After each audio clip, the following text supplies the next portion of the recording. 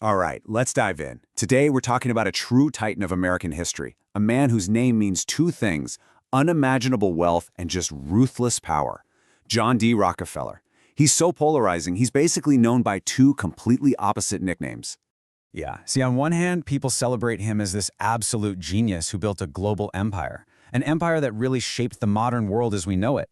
But on the other hand, he's seen as maybe the most cutthroat monopolist of his time. So, which is it? What's the real story here? And this right here, this is the core of it all. This is the conflict that defines his entire legacy. Was he a robber baron? You know, a guy who just pillaged an entire industry for his own personal gain, crushing anyone and everyone who got in his way? Or was he an industrial statesman, a visionary who brought order and efficiency to a totally chaotic industry, something that, in the end, was good for the whole country? Okay, so to really get this, you got to go back to the Gilded Age. This was a time of just insane industrial growth, but also, staggering inequality. And Rockefeller, he wasn't just part of this era. In a lot of ways, he was the era. His actions would make him one of the most hated men in America and, eventually, one of its greatest philanthropists. How does that happen? This quote from one of his earliest critics, a guy named Henry Damaris Lloyd, just nails the public's moral dilemma. He's comparing Rockefeller to the pirate Captain Kidd, and he's basically asking, hey, is the cheap kerosene we all get to buy worth the brutal, agonizing methods he used to build his fortune? It's a powerful question. But the case against Rockefeller, the thing that really burned his negative image into the public's mind, it came down to the work of one incredibly tenacious journalist. Her investigation was about to change everything. So, this was Ida Tarbell, and she wasn't just some random reporter. She actually grew up in the oil regions of Pennsylvania. She saw firsthand how Standard Oil operated. In fact, her own father was an independent oil producer who got squeezed by Rockefeller's tactics. So for her series, The History of the Standard Oil Company, she dug in for years, documenting every move the company made. She created this story that was so powerful, it's now seen as a landmark of investigative journalism. This was personal for her. So what did she actually find? How in the world did one company get so powerful? Well, what's so fascinating is that Rockefeller and his crew didn't just, outcompete their rivals. No, they systematically engineered a system where competition was basically impossible. And it all came down to controlling the one thing everyone in the oil business desperately needed: transportation. Right. So Tarbell's investigation, it rips the curtain back on this secret, almost shadowy organization called the South Improvement Company. And listen, this wasn't just a business. This was a weapon designed for one thing: to conquer an entire industry.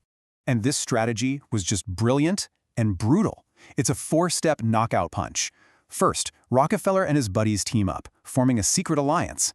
Second, they go to the railroads and say, look at all the business we give you. We want massive, secret discounts. These were called rebates. Okay, but here's the third part, and this is the truly ruthless move. They demanded something called a drawback. That was a kickback paid to them for every single barrel of oil their competitors shipped. I mean, think about that. It literally made their rivals pay them just to stay in business. And the final step? Well, it was inevitable. With a cost advantage that insane, they could undersell anybody, forcing them to either sell their companies to Standard Oil for pennies on the dollar or just go completely bankrupt. And if you look at the numbers, you can see just how rigged the game was. Take one of the main shipping routes. The public rate, what everyone else paid, was $2.56 a barrel.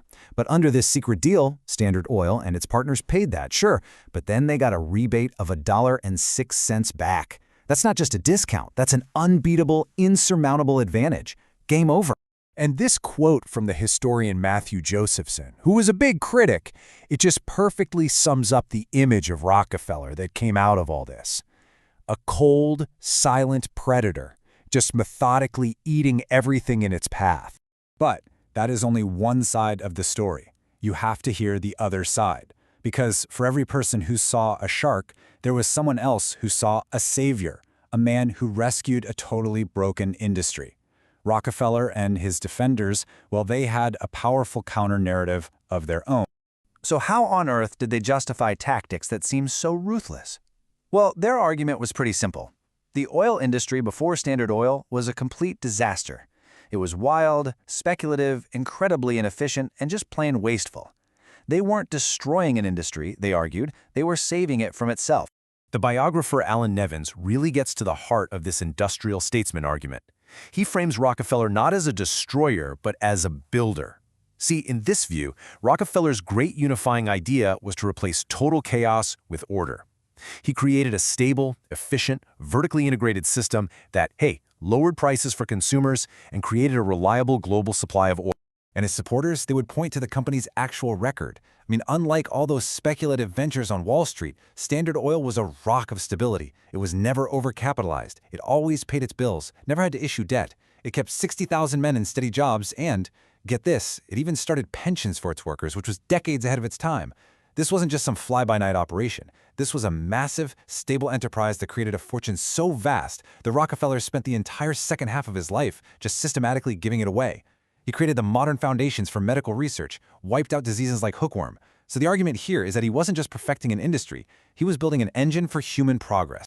And nothing shows the clash between these two views better than this whole tainted money scandal. So Rockefeller tries to donate $100,000, a huge sum back then, to a missionary group, and a bunch of ministers actually protested.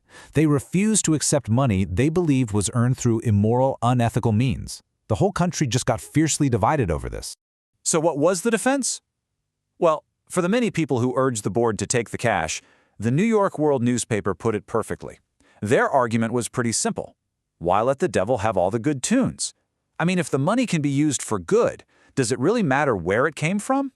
Can a so-called tainted fortune be washed clean through good works? And Rockefeller himself, what did he think of all this? His own justification was incredibly straightforward and absolute. He said, "God gave me my money." He truly believed his talent for making money was a gift from God and that it was his divine duty to use that gift for the good of mankind. So in his mind, there was no conflict at all. His success was literally God's plan. Okay, so where does all this leave us? After hearing the case for the prosecution and the case for the defense, how should we remember John D. Rockefeller? Robber baron or statesman? When you actually look at the definitions, you see the problem, right? He fits both of them. He absolutely used ruthless, unscrupulous practices to build his monopoly, no question. But it's also completely undeniable that his enterprise transformed the American economy and built the foundation of the entire modern energy industry. So in the end, Rockefeller's story, it's just not an either-or thing. He was both.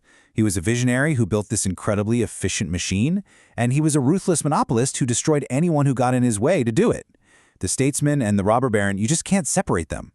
And that forces all of us to grapple with a much, much bigger question. One that honestly echoes through our own time when we look at today's tech titans and giant global corporations. Rockefeller's legacy really asks us to decide, what methods are we willing to accept in the name of innovation and efficiency? What is the true price of progress?